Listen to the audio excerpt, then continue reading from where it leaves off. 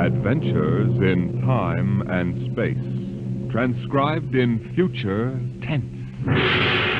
Dimension X.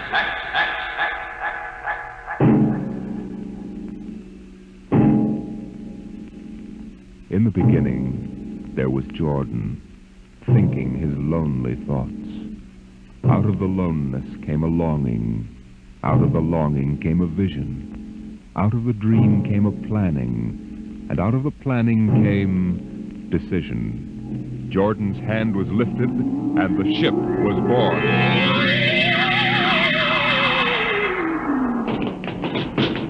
You, look out! Are you all right? Yes, it missed me. What was it? A mutant with a slingshot. I think it dashed down that passageway. You want to go after it? We'd never catch it, Alan. It's probably 12 decks above us by now. I didn't think they ever came down this far. The trolls usually get them before they reach this level. They get more daring with each generation. This one looked like a female. Male or female, it might have killed us. I told you this trip was pure foolishness. Climbing 24 deck levels to hear a crazy old man rave.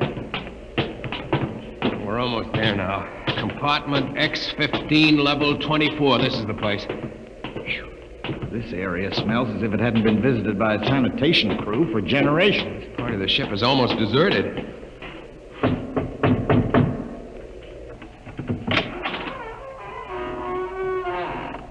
Yes? This is the compartment of John the Witness. Who are you? My name is Hugh Hoyland. I'm a cadet from the scientist barracks. This is my friend Alan Mahoney. What do you want of John the Witness? Only to talk. Are you a believer in Jordan? Naturally.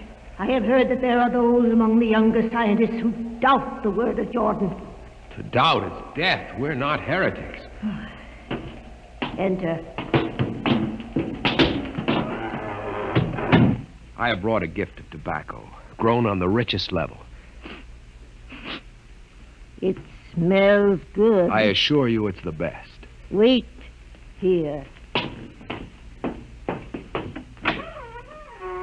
What a rat's nest. What the devil do you think he can tell you? I don't know. Now, hush.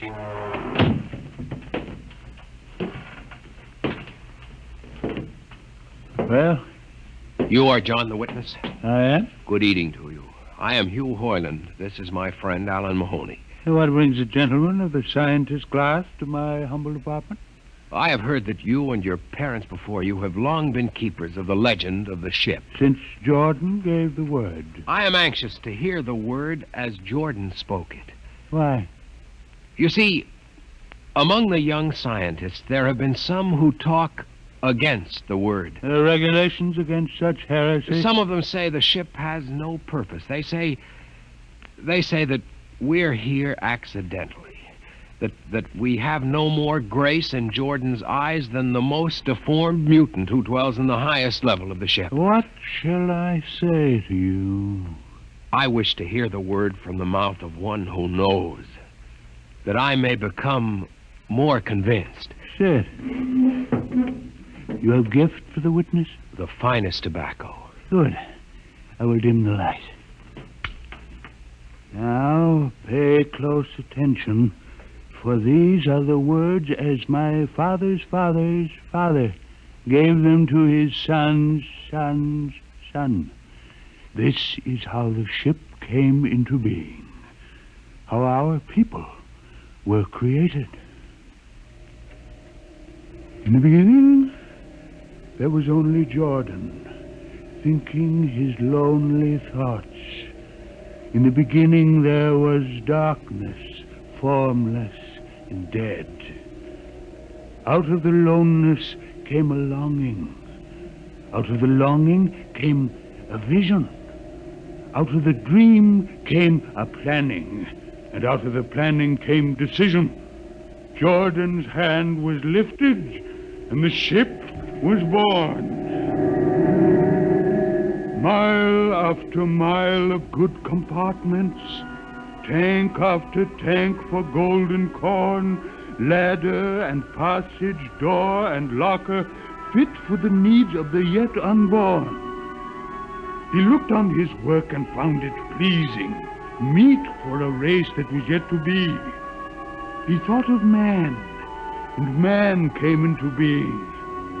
Then Jordan checked his thought and searched for a key. Man untamed would shame his maker. Man unruled would spoil the plan.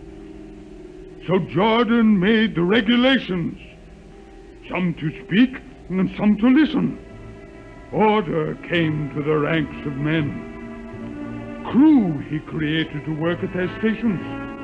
Scientists to guide the plan. Over them all he created captain, made him judge of the race of man. Thus it was in the Golden Age.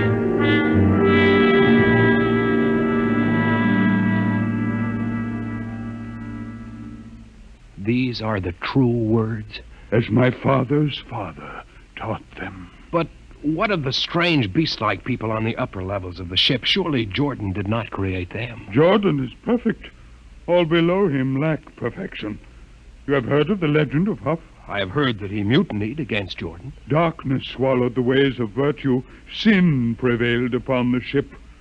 And before wisdom prevailed and the bodies of Huff and his followers were fed into the converter, some of the rebels escaped and lived to father the mutants. They are tainted with the sins of their fathers. One more question, witness. Speak. What is the ship? The ship is a great sphere. 25 kilometers wide and 100 levels deep. I know that, but what about the upper levels? The regulations forbid us to venture into the upper levels, but it is said that beyond the levels of the mutants lies the forbidden place where Jordan's spirit prevails. So I've heard. But something troubles me. Something which prompted my coming here. Yes, my son. What lies beyond the ship? What? What lies beyond the ship? This is heresy. Answer me. I will not permit such talk. The ship is complete. The ship is universal. The ship is everywhere. The ship is endless. Your mutterings are those of a frightened old man. They answer nothing. You question the word? I think you lie. Hear me, Mr. Highland. For what you have already said, I can have your body fed to the converter, your soul launched on the endless trip. You threaten me. You, for Jordan's sake. You think I fear this dried fig of a man? You. Sir, my friend is impetuous. He doesn't understand. I might be persuaded to forget a substantial gift. You pig. You. Come on, Alan. The sight of this so-called holy man offends me. No, you shall not leave. Look, don't try to frighten me with a gun, old man. Remain where you are, heretic. I warn you, put down the gun. No. No closer. Drop it. Very well, then. Death to the heretic. Alan, get him! Is he dead? I don't know. Come on, Hugh. We've got to get out of here. Now where? We can't go back. They'd feed us into the converter. What's that? The old woman must have turned in an alarm. Come on, the patrol will be here in no time. Where can we go? The upper levels. But the mutant. We'll have to take our chance. Listen, that's the patrol we've got to climb. There's a hatchway. Down the corridor. Quickly. Halt! Halt, do we fire? The ladder.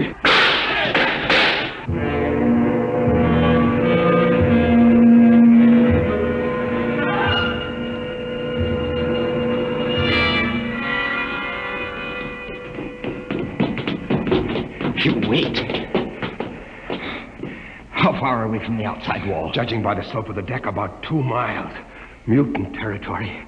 Come on, we'll try this passageway. Hugh. What? I don't know. I feel as if we're being watched. It's your imagination. Perhaps not. Oh!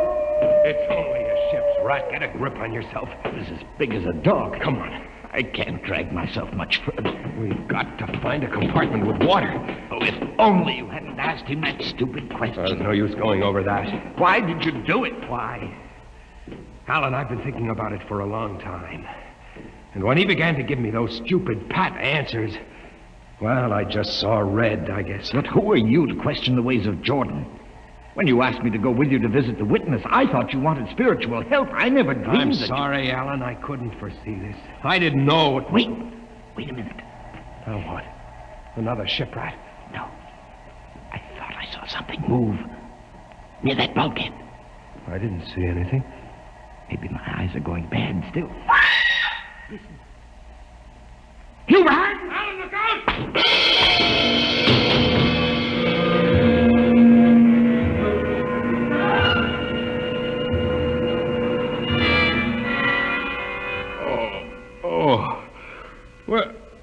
Where am I? What are you? Get away from me! Alan! Alan! Look out with that knife! Stay away from me! Alan! Alan! Don't kill him, Bobo. Not yet. Who are you? You must forgive my friend Bobo. Like so many of my people, he's rather impetuous where members of the so-called super race are concerned. Who are you? What place is this? As you can guess from my leg, I'm a mutant. Where is Alan? Your friend is dead. I was not able to restrain my people in time to save him. Why don't you destroy me and get it over with? We do not kill for pleasure, Mr. Hoyland, only when necessary. You know my name? I read your identification tag. Who are you? Mutants can't read. My name is Gregory. I'm a leader of my people. Although we are unfortunate in our heredity, Mr. Hoyland, many of us are quite intelligent. Why do you live like animals? We would rather live like free animals than like regimented slaves, as you do. I've heard that you practice cannibalism. Undoubtedly, you hear many things about us. We raise our own cattle on the upper levels, and those of our people who choose to farm raise enough crops for our small population. You turn your head. Why? This one. I've never seen a creature like him. Bobo is an unfortunate. He was born without the power of speech. How can you tolerate a monstrosity? We have learned to live with difference.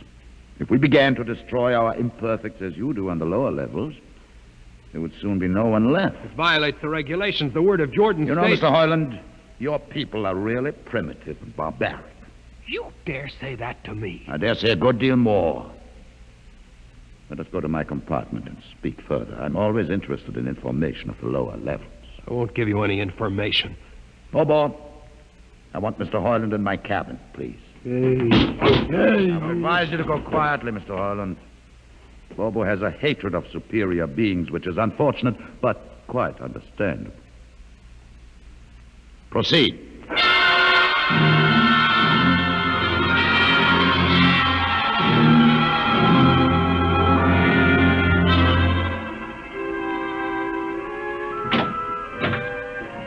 Enter, Mr. Hoyland. This is where you live? Yes. But you have books. Stolen from your libraries, Mr. Hoyland. Compton's Astrophysics. The Philosophy of Interstellar Navigation. Celestial Mechanics. You have read these? Most of them. Why did you bring me here? What do you intend to do? Do you believe in Jordan, Mr. Hoyland? There is no other belief. And the trip? I suppose you believe in the trip, too. Well, what else is there to believe? When you die, your remains are fed to the converter, and your soul makes the trip. And where does the trip take you? Why, to Centaurus, of course. Huh? And what is Centaurus? Why, Centaurus, mind you, I'm just telling you the orthodox answer. Centaurus is where you arrive when you've made the trip. A place where everything is happy and everybody's happy and there's always good eating. It's mythological, of course. And you believe this? The peasants believe it, literally, but many of the younger scientists like myself know that it's figurative, symbolic. Why do you ask? Didn't it ever occur to you, Mr. Hoyland, that the trip is exactly what your peasants believe it is? That the ship and all the crew were actually going someplace, moving? The ship can't go anywhere. It already is everywhere. Imagine a place bigger than the ship, much bigger, with the ship inside it, moving inside. But there can't be any place bigger than the ship. There wouldn't be any place for it to be. Oh, for heaven's sake. Listen, you know the lowest level? Yes. If you started digging a hole in the lowest level, Where would that hole go? Where would that... Oh, no. No, it's forbidden to think such a thought. Where would it go? No. No, I can't think about it. Bobo. Bobo, we're going to take Mr. Hoyland to the place. Where are we going? To the top level. But it's certain death. Nonsense. I've been there 1,000 times. Come along. No, I won't. You can't make me. I think we can. Now, shall we proceed peacefully, or shall I have Bobo persuade you?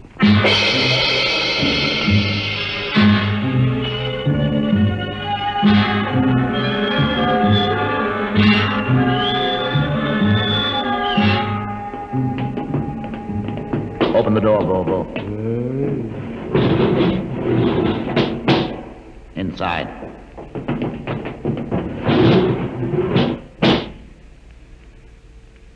What place is this? This, Mr. Hoyland, is the main control room. Why, Mr. Hoyland, you're trembling. It isn't true. There is no such place except in mythology. Oh, you younger men are so wise, Mr. Hoyland, except for one thing. This happens to be the main control room of the ship. But it's nothing but a huge room with an instrument panel. What did you expect? How do you know this is the main control room? See these instruments? Using them, the navigator, many hundreds of years ago, actually steered the ship on its voyage. I don't understand. I didn't suppose you would. Your people have been so steeped in superstition and ignorance that the whole concept has lost its meaning. Sit in that chair. Don't be frightened. Sit down. Very well. Look up. What do you see? Nothing but a huge shield. Watch it for one moment, Mr. Hoyland. You are going to see something that few of us have ever been privileged to witness. Something so dazzling that you may find it hard to accept at first. But it is there. It is a reality. And ultimately you must accept it. What are you doing? I'm dimming the lights. Don't be frightened. Keep your eyes focused on the shield above us. Ready? Watch. The shield. It's sliding back. Ghost of Jordan. Well? What am I seeing? The universe, Mr. Hoyland. The universe in all its beauty. The stars, the planets, the suns, the moons, and the constellations. This is your heritage, Mr. Hoyland. The heritage you've been too stupid to seize. But it can't be. The ship is the universe. There is nothing but the ship. Ah, but there it is. You see it before your eyes, spread out like a canopy of glory. You still deny it? Answer me, Mr. Hoyland. Do you deny it? No, I can't. They lied. They lied to us.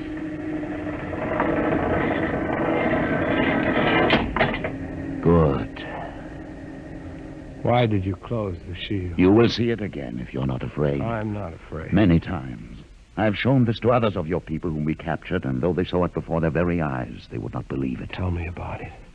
Tell me about the ship, about the universe. What are these things? How did this come about? Many thousands of years ago, on a planet like those you've just seen, a planet called Earth, a scientist named Jordan decided to build a ship that would carry men from one planet to another. For many years, Jordan and thousands of others studied and planned. And when they were finished, they built the ship. A ship so large that it had to be assembled in its own orbit beyond the place called the moon. 60 years it took them to construct. And when it was finished, a whole new science had been conceived. Then the trip was begun. The trip that was to land a colony of Earthmen on a far-off planet called Centaurus, millions of light years beyond the furthest planet ever reached before. How do you know these things? Among my books are the log which Jordan himself kept. and the records of the journey for the first 40 years. What happened? There was a mutiny. A man named Huff led a rebellion of those who wanted to turn back. In the struggle, the navigators were killed, and the crew fell into a state of anarchy. In the years to follow, small groups of men tried to organize the ship for navigation, and each time they failed.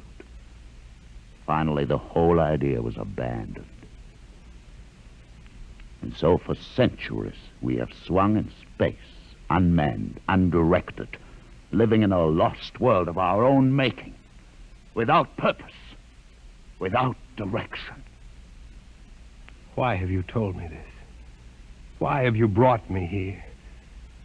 You could have killed me. Can you guess? No. No, I can't. Unless... But it would be too fantastic. Well, You want to finish the trip.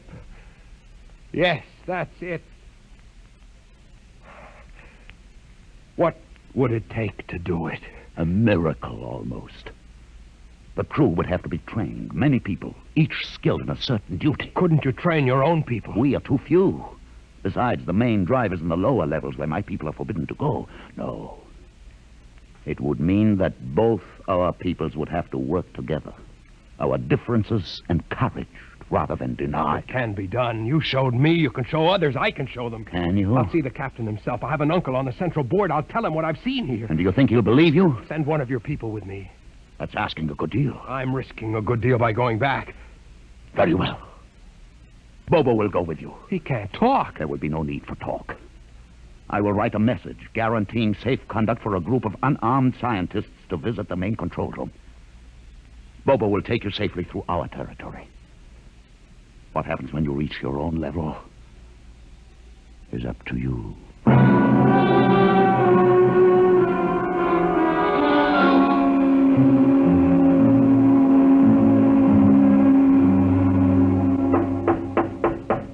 One moment. Yes, what you... You. Quick, Uncle, let us in. But this mutant... He's harmless, please. Now, what is this? You're wanted I know for... all about that. Listen, Uncle, I must see the captain. The captain? Are you mad? You're a council member. You can get me to see him. They'll kill you. You're wanted for heresy. I don't care. I must speak with the captain. You're close to him. You can arrange it. I don't understand why... Uncle, listen to me. The ship is moving. I can prove it. Do you understand? There is a purpose in the ship. I don't understand what you're babbling Never about. mind. Just talk to the captain. Tell him I have information of tremendous importance. Tell him I've arranged a truce with the mutants. A truce? Here, show him this paper signed by their leader. Do it, Uncle, for my sake. I don't know. Please, Uncle. If I'm to die, let this be my last request to you. Very well. I'll speak to the captain. I'll try.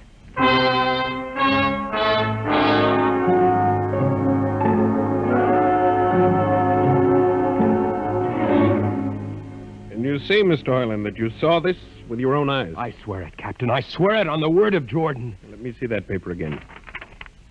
What do you think, Commander Ernest?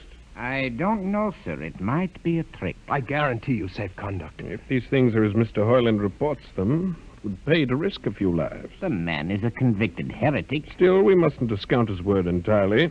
He has a safe conduct. The mutant risked its life coming with him. I think we might investigate. You'll do it? I'll have an expedition outfitted. Dismiss, Mr. Heinlein. Thank you, sir. Thank you. Captain, do Commander Ernest. Sir. You'll make the necessary arrangements for an expedition. I trust you understand. Perfectly, sir. Perfectly.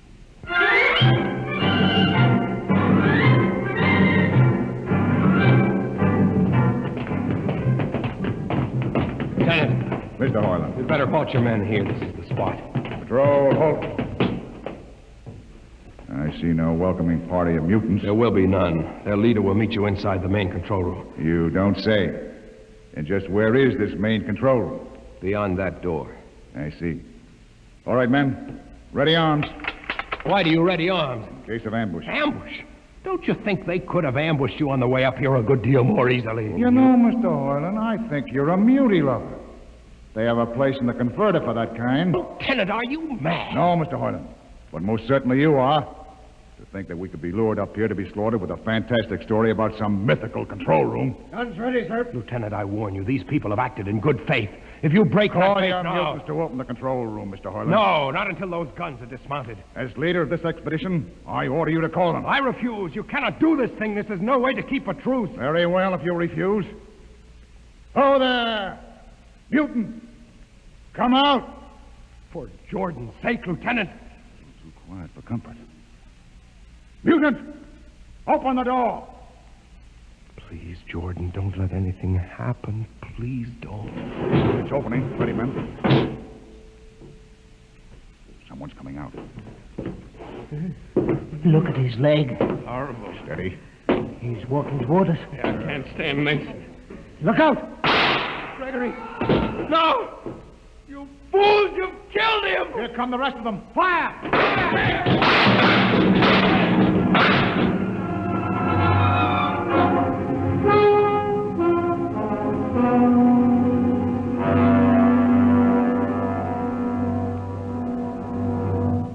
That should teach them a lesson they won't forget. All right, men. Inside the room. Orlin, you're under arrest as a conspirator in this ambush. Ambush, you fool, you blind, stupid fool. That'll be enough. Have you been inside this place before? Yes. What's all this machinery? These are the controls he would have used to steer the ship. He's gone out of his mind, Lieutenant. Steer the ship? Who? The leader. The one you killed. This ugly mutant? This ugly mutant happened to be a man of true greatness. You're mad. Am I? This man had a vision which could have saved you, but you chose to kill him because you couldn't stand the sight of his difference from you. I'll not listen to these ravings. Close your ears. Shut your minds against the conscience that tells you it's wrong to kill. That tells you that your need to be arrogant only proves your inadequacy to yourself. Shut him up. Don't listen to him, man. You can't shut your ears. My words sting you. You cannot shut your mind. And you cannot shut your eyes. Don't do this! The roof. It's moving back. Look. Let the vision of this confound your ignorance and blind your eyes. This is the heritage you tried to stifle in your own breasts. This is the heritage of stars and open skies for which men have yearned for centuries. Try to destroy this, and you will only destroy yourselves. Death to the heretic. Kill me if you choose. But I say to you that this you cannot keep from our people. That they will seek it out, and the ship will be manned, and the ship will be steered, and there will be freedom and purpose and respect for ourselves. This is your heritage. Look upon the universe. Kill him! Kill him! Kill him!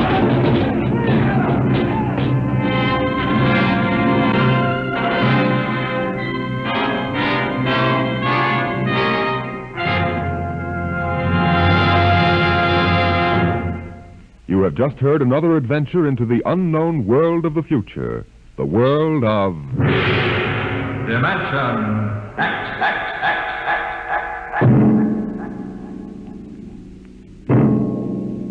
This has been the concluding broadcast in the current series of Dimension X. If you are interested in the continuation of this series, please write and tell us so.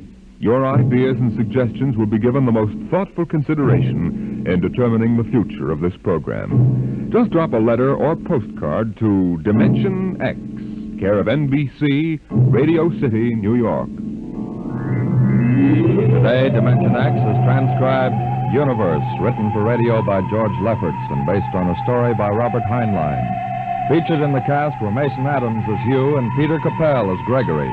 Your host was Norman Rose. Music by Bert Berman. Engineer Bill Chambers. Sound created by Manny Siegel, Max Russell, and Wes Conant.